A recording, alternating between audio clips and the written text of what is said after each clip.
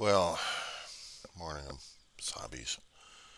It's 3:33 in the morning. It's February 16th, 2023, Thursday. Yeah, the Weaver John saved Rosamond, California. Yeah, I'm not doing so good this morning. It's getting closer to the damn anniversary, the 10-year for Mama. And already I'm going through it again. Not the crying sessions, but now it's the anger coming up. I'm seeing all these damn posts coming up from different people left and right who are going through their own hell on earth. And I don't know what else to say to them.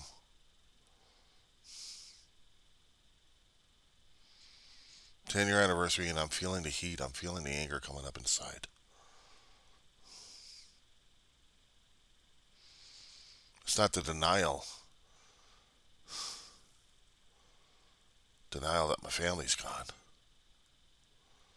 Why am I left? Why am I as a survivor at this point?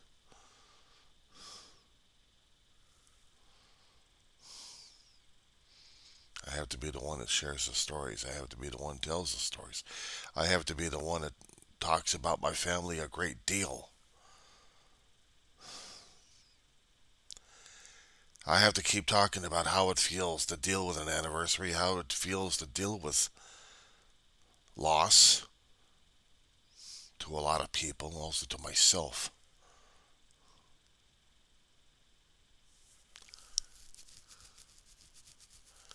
I know what the fear is like. I know what the damn depression's like. I know what just feeling this constant bit of anger, dealing with life on life's terms right now as it is. In reality check, I'm dealing with a bug war right now. I'm dealing with bugs in my apartment I have to deal with. But I'm dealing with the emotional war. This month is a bitch. Death doesn't exactly have a concrete date on it, especially for me in this time. 10 years since I lost my mom. Should have been February 1st, but no, it got extended all the way to the 19th. All the way through coming Sunday.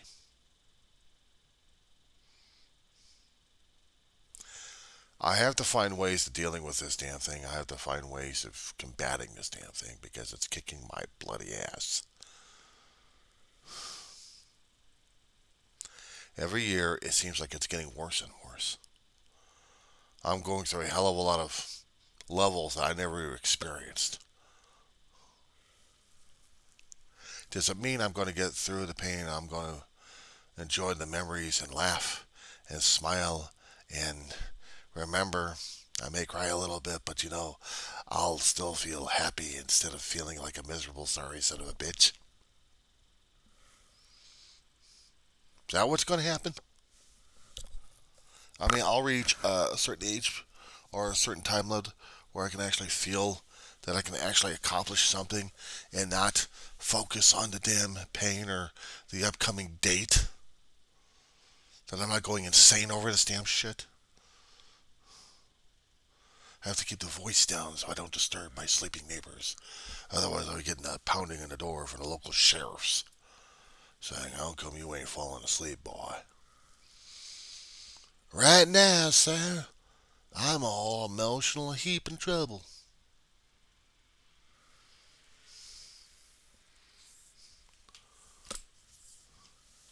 No slurs intended.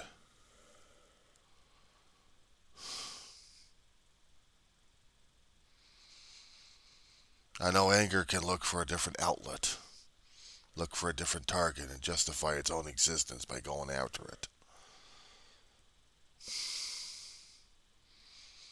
How do you justify death?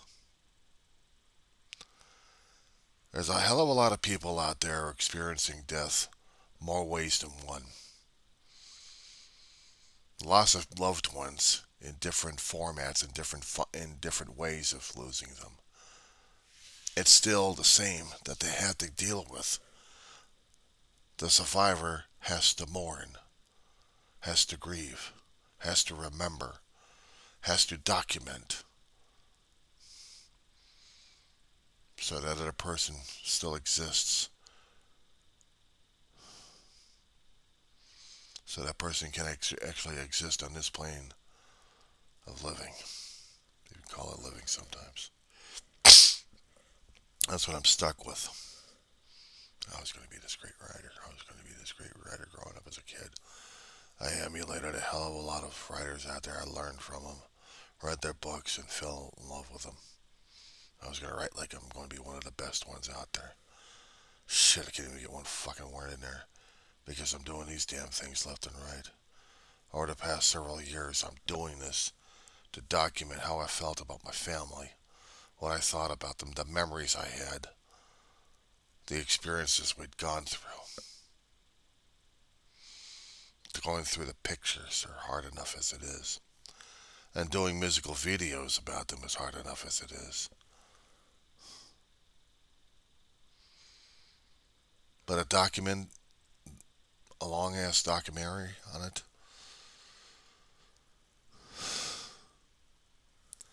I'm going to tear myself apart on that one. It was bad enough doing a musical video on my mother, and then my brother was going, "It's perfect, don't show it to me ever again," because I know he couldn't deal with the damn shit. And then after his death, I had to do another one on him, and I still can't deal with the songs or the pictures I'd posted already because of him.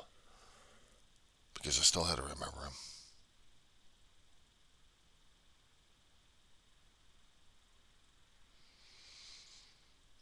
My brother was Navy. My brother was a trucker. My brother was firstborn to Ma.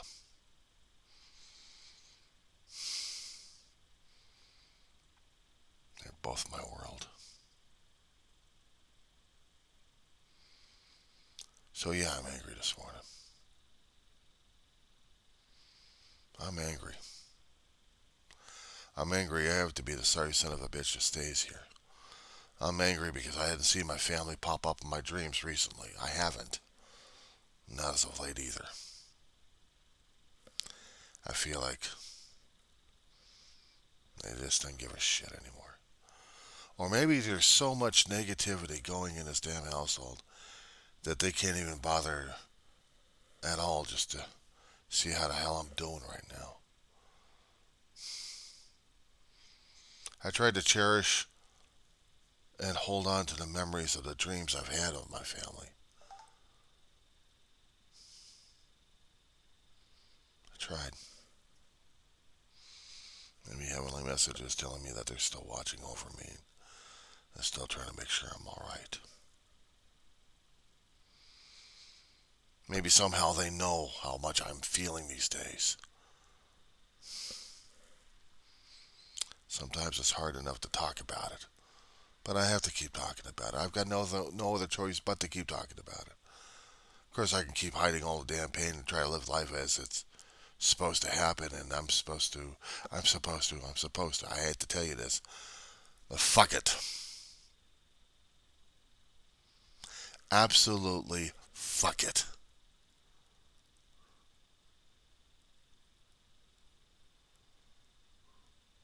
I played that fucking head game a long time ago. Every time I kept losing people I loved and cared about, anybody that I knew that actually gave an interest in or a rat's ass in.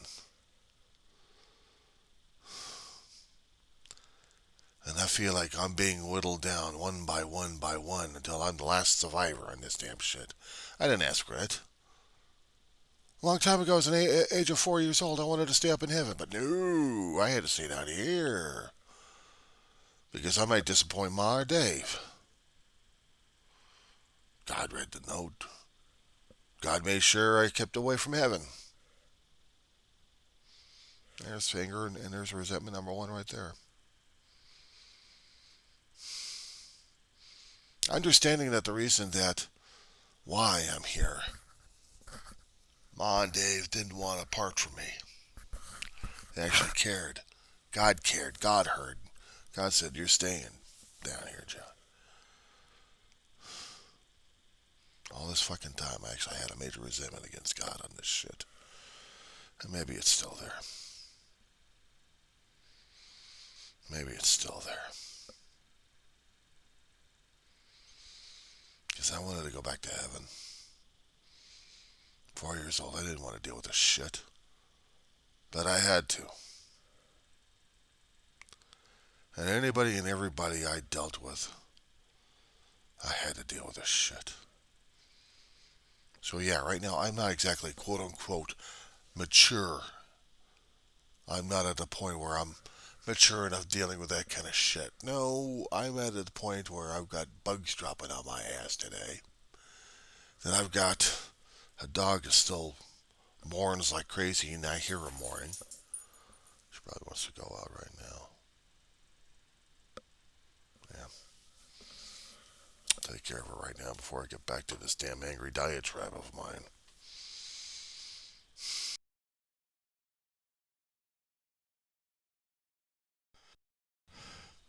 It's cold as hell outside for the Antelope Valley.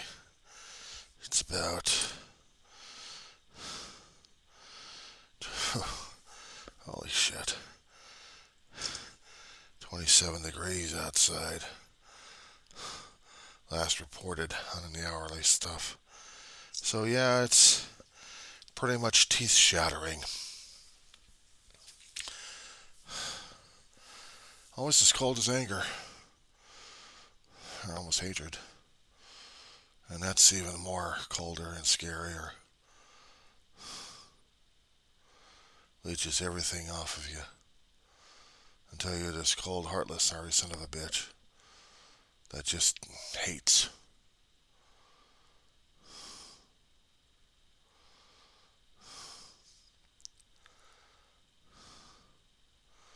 Mom, Dave never wanted me to be that way.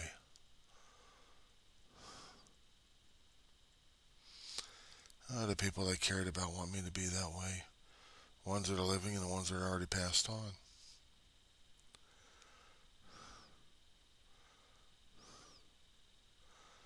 I can't smile all the time like I used to.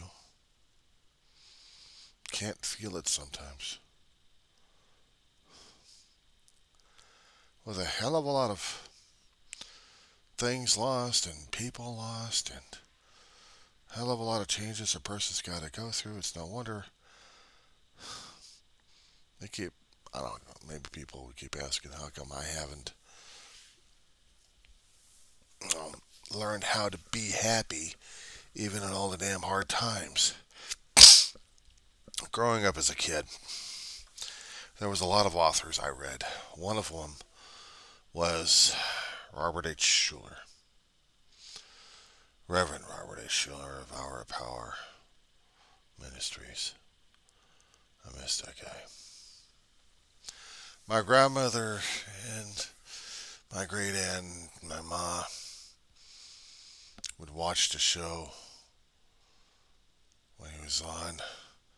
Give a little donation here because we appreciated what he was doing for my grandmother and my aunt. You know, $2 or $3 is something, or even $5 if we could afford it.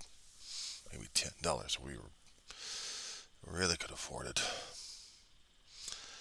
They would have these gimcracks. Some of them I tried to collect throughout the years. I guess some of them actually lost, or a few of them still got. And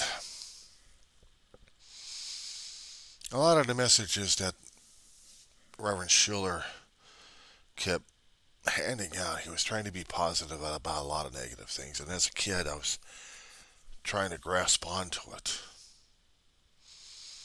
Sometimes I wish his ministries were still on so I could understand it more and more. Or had some of his books I even lost a long time ago. There's had Be Happy Attitudes based off of teachings in the New Testament. I'd read that thing from cover to cover. Hell, there was even Norman Vincent Peale that I read. The inspiration to Reverend Schuller.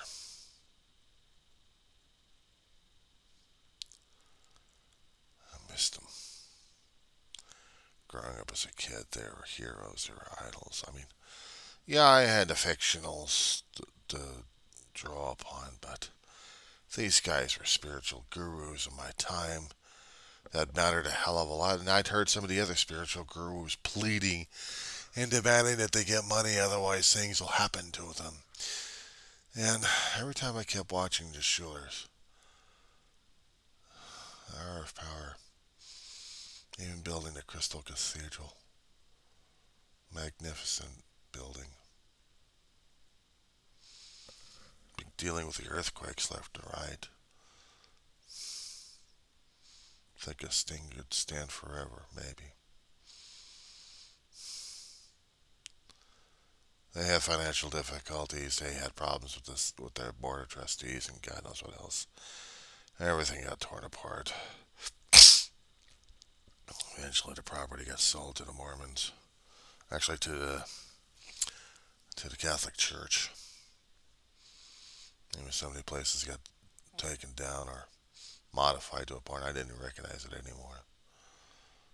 I had seen the old Hour of Powers. I had seen the tower where Reverend Schuler would broadcast, and then he'd do the Crystal Cathedral, and they actually had it going. It meant a thing to me. I mean, I collected for a long time before I lost the stuff. All the ministries and the scriptures and lessons and sermons and stuff meant the thing to me. Meant everything to me. Some physical items I could hold on to just for faith.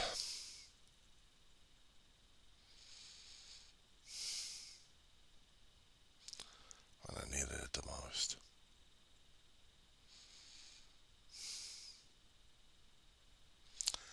I had reference like that growing up. I mean, John Eagle was okay, but Bob Hillman was to me the powerhouse of our church, First United Methodist Church in North Hollywood. A New Zealander. This guy and his family was amazing. And he kept trying to talk to me about death and life. Man, if I only had if I knew then what I know now about it, I could have a hell of a discussion with this guy. He could try quoting the scriptures, and he could try quoting the Bible and what his interpretation. But he had never been through death himself. Probably had enough loss in his family to really understand more and more of it.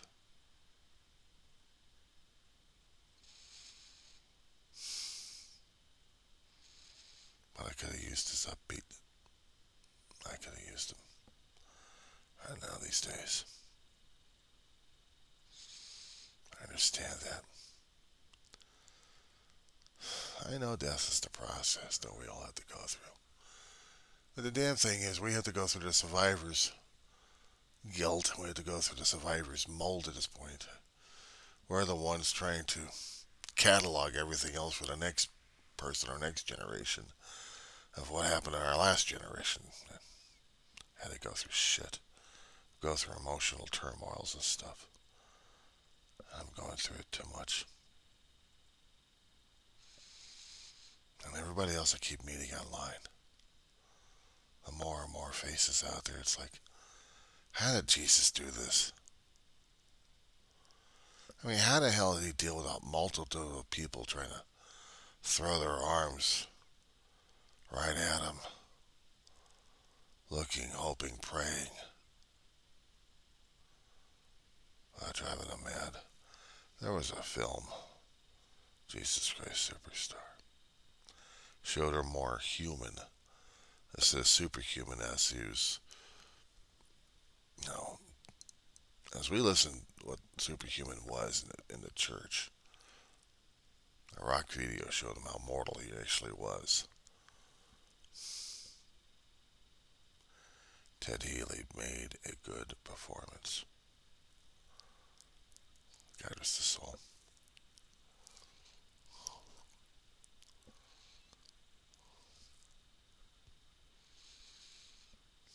He could hit those voices like crazy. He could hit those notes. what he could project on his face. My brother and I, every Easter, for a long while, would watch the video or listen to his music. Jesus Christ Superstar. Soundtrack, or even trying to watch it. They did a lot of stage plays back in the 70s throughout the decades. Different forms, different functions, different actors.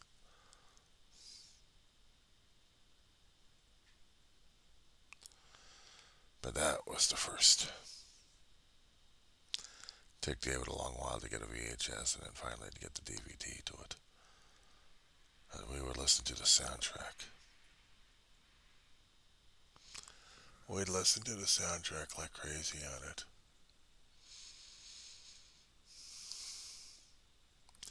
And there was a lot of songs that we'd sing by heart that we remember the lyrics to. Pontius Pilate. Oh, King Herod. Oh, my brother was watching the dance routine of Pilate going crazy. Actually, King Herod. He was watching this and he was enjoying it every minute of it.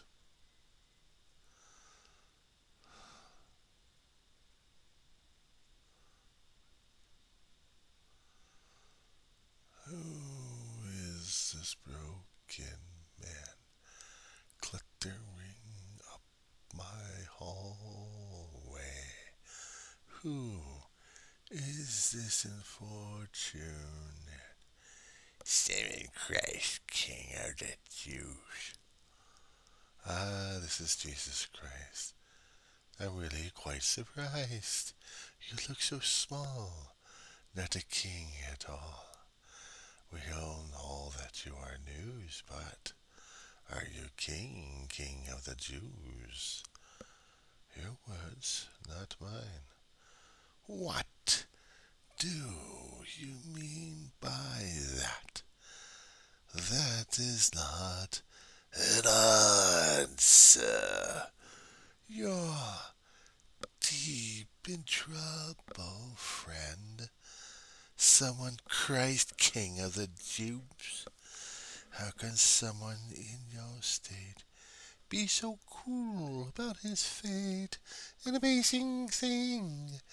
This silent king. Since you come from a Galilee, you need not come to me or Herod's race. You're Herod's case. Of course, it just screwed up the song a little bit there, but still.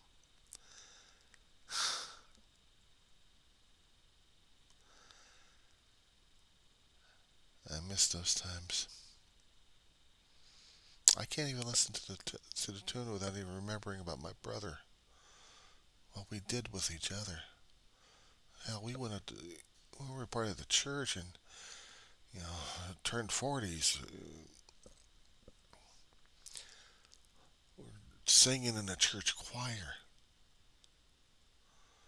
Before we moved out here, like 2 or 3 years before we left, we were part of the church choir. And we sang.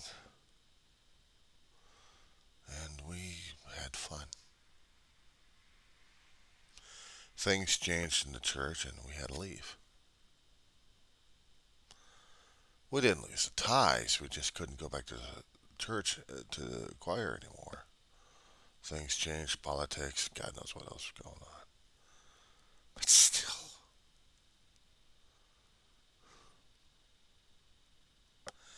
It was not exactly just getting out of the damn house. It was just trying to get back into service again. I couldn't recreate it anywhere else. My brother and I tried to go over to, when we had transportation, or try to get into a church. Not the ones out here locally. We just didn't feel comfortable about it. I mean, it had to be a Methodist church. We were raised a Methodist, so we went to Methodist. Hell, we even tried to do the Baptist, and we couldn't even do that one. Even Catholic, we couldn't even do that one. I remember Dave and I and Ma were shopping for churches left and right as kids. We had a Baptist church blocks away from our house where we're living in North Hollywood, Louisiana, and across the street from Ethel. And we stayed there for maybe several months. Tried to be part of the service. Barely remembered it. But I really couldn't feel part of it. We tried another church. Well, we went over to First United as if we got welcomed in and we were welcomed home. And that was the thing. We made it feel like it was home. We were welcome. We were felt like it was family over there, and this is how a church should be. This is how the Church of God should feel like. It was home. And it hurts like hell that the last time I'd been there, the First United, it was after David's death. And we also went over there because of Ma's death as well.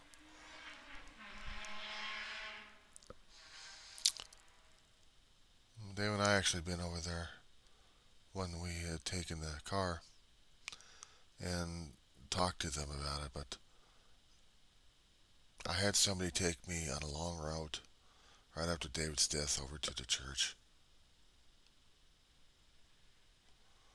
Early morning, and it was Boyer Chapel, not the main chapel. And I felt like a door had closed. Oh, I could see the pictures of new faces coming in, and the old faces are already gone.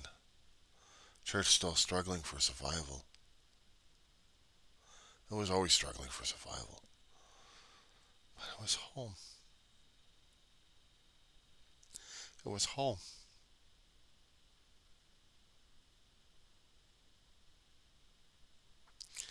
It was safety. It was comfort. It was a representative that I could be okay.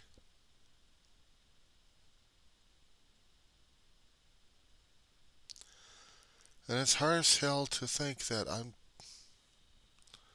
can't go back. I can't go back to those times. I can't go back to that church as much as I want to. It's still there. The church and the people I know are gone.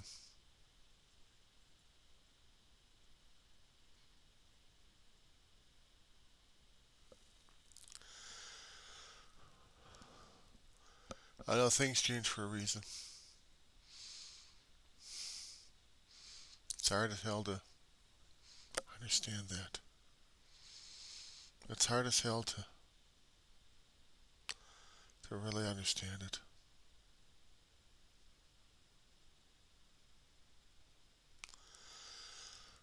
I miss the church of old. Dave and I had one time before he passed, I tried to go to the First United, actually to the United Methodist Church of Lancaster, California. Didn't exactly quite feel home, even though it was a Methodist church, but still, it was just, yeah, right now I'm looking at a damn bug. Give me a second.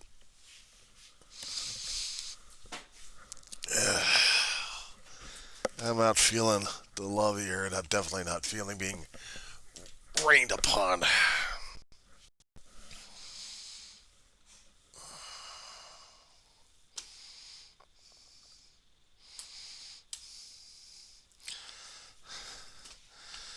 Don't drop on me. Yeah, don't drop on me, asshole. Get the fuck out of here.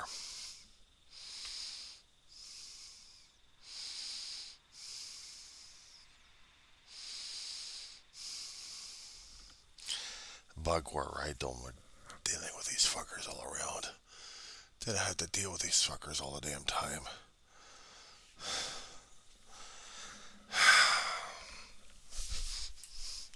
The thing I have to deal with on a constant basis.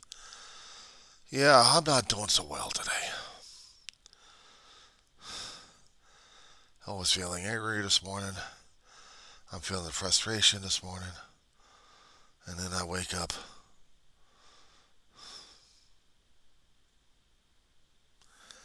I deal with bug war. I deal with reality. I deal with memories. I'm dealing with everything else. I saw something crawling on the damn screen, on the roof. Knocked the bastard down. I was going to knock him to the damn floor so I could get him out of here. I don't like squishing these bastards. What I wanted was this guy out of here. I didn't want to deal with him. I didn't want to deal with his ilk. I didn't want to deal with his kind. I didn't want to deal with any of them.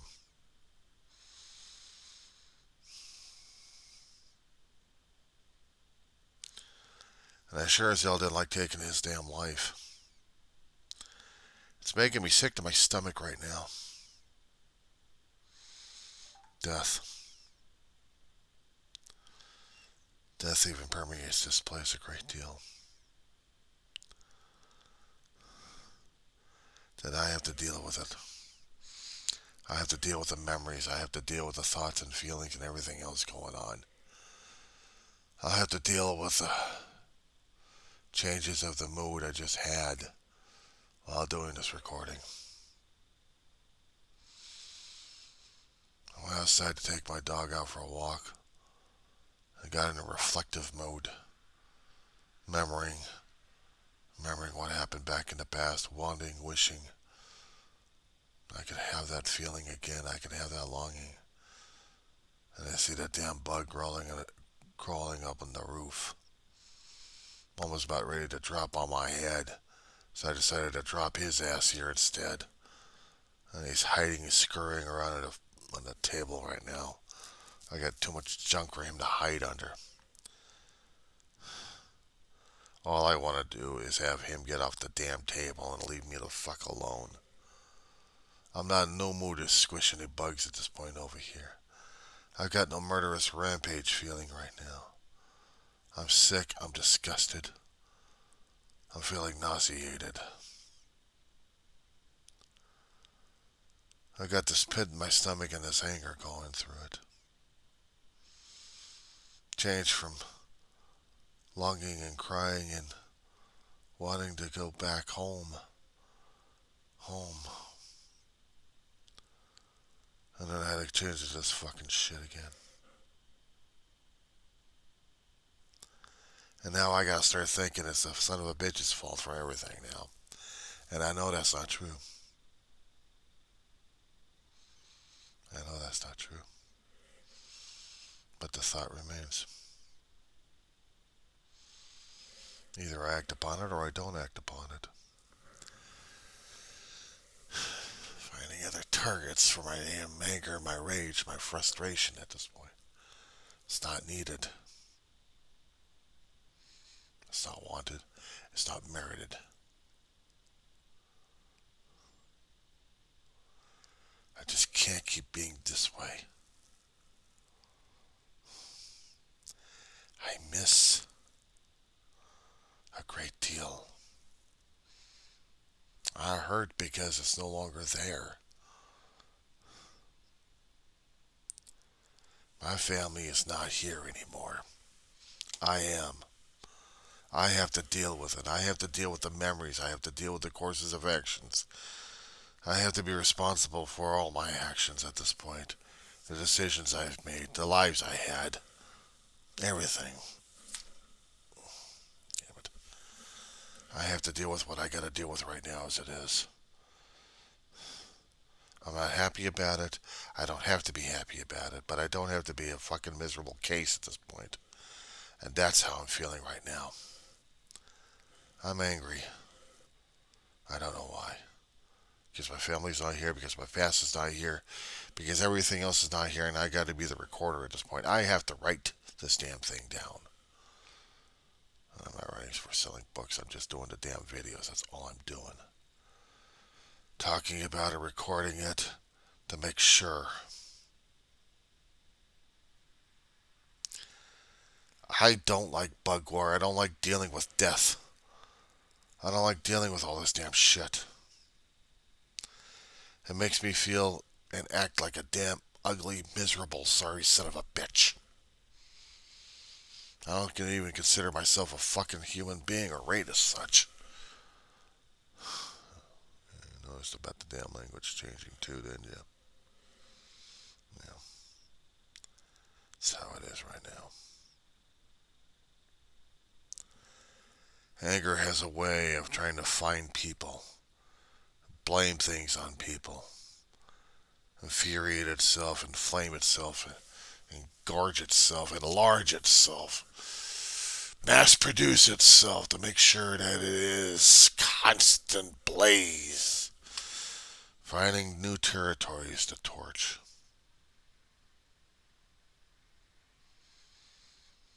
Finding new ways to destroy.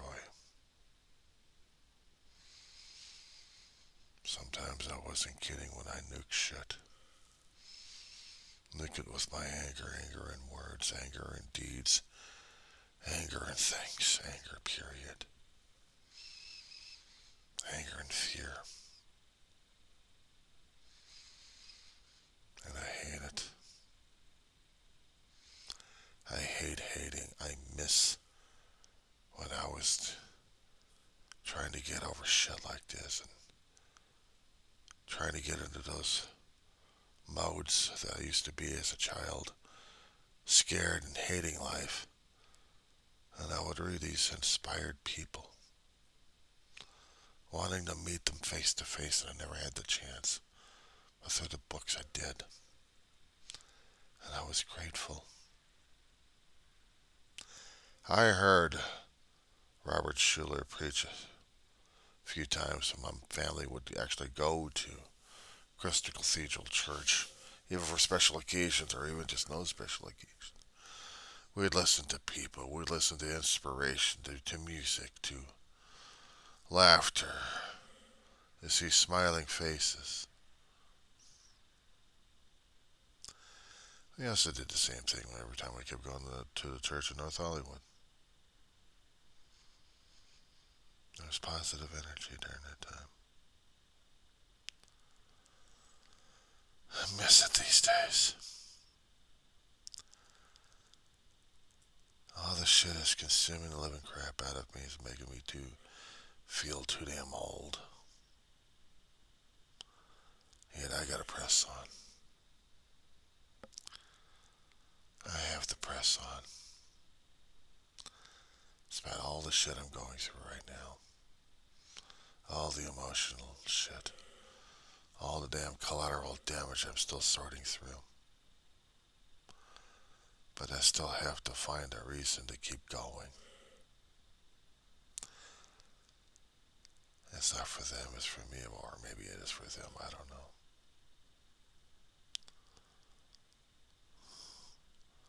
The struggle has to be. Nothing's easy these days. Whoever says things were easy are out of their damn minds. But I'm dealing, I'm struggling, I'm trying to cope with it. I'm functioning. I'm doing the best I can for right now. They don't like it, I don't give a flying fuck.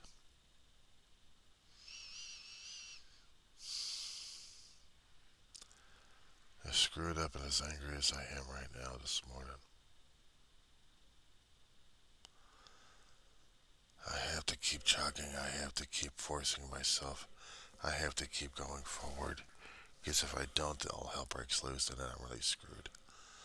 So the only thing I can do right now is just deal with what I've got to deal with right now as it is. It's too damn early in the morning for this shit. I'll probably going back to bed and sleep it off again. But at least I'm trying to get this shit off my damn chest. And I really don't give a rat's ass about my language either this morning.